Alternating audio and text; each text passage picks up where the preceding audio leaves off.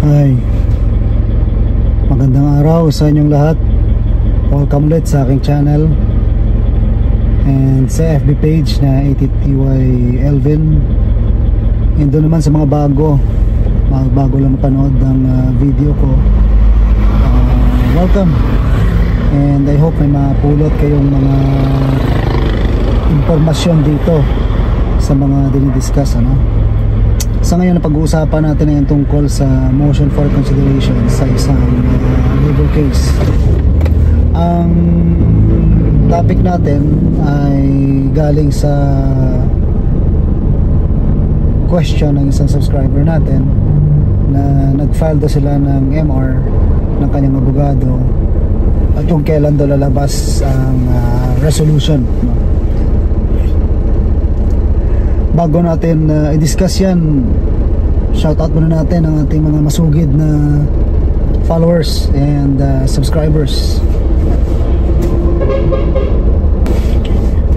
Okay, ang motion for reconsideration, ito yung pina-file sa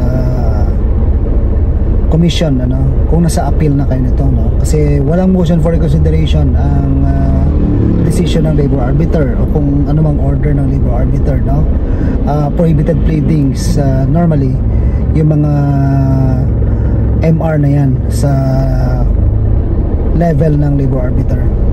Sa Rule 7 ng 2011 NLRC Rules of Procedure, allowed yan motion for reconsideration. Quick review ng motion for reconsideration nakalagay dyan sa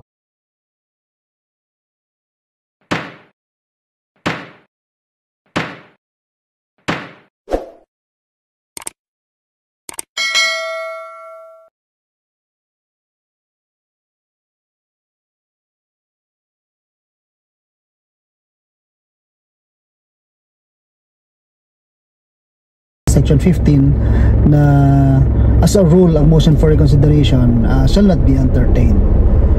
Ang exception yan kung ang motion for reconsideration is based on palpable or patent error, Ibig sabihin na ang commission nung nag-render ng kanyang decision sa inappeal na kaso ay nagkaroon or nag-commit ng palpable or patent error. I-allege dapat yun. So doon palang ma-entertain yung motion for reconsideration. And take note, dapat ito i-file within 10 calendar days from receipt of the decision or judgment of the commission. Now, isa pang kailangan dito is it must be served dun sa kalaban kapag final yan.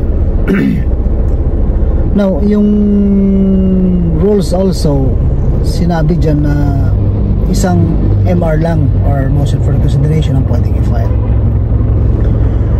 Kailan lalabas? In my experience, mga 2 to 4 months yan.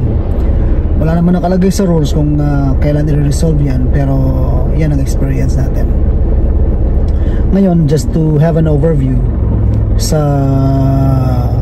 proseso ng labor case, diba? Nagsena ka, tapos hindi ka nagkasundo, nag-file ka ng formal complaint, ni-raffle yan, may certificate of raffle ka, tapos may referral ka, tapos ipapa-encode mo yung complaint mo sa encoding section ng NLRC.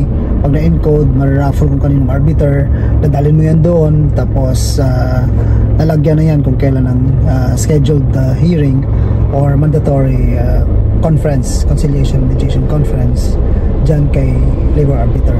After 2 hearings, hindi kayo nagkasundo, pasahan ang position paper, so on and so forth. Magde-decision si LA. Pag hindi ka satisfied sa decision ni LA, pwede ka mag-appeal sa commission.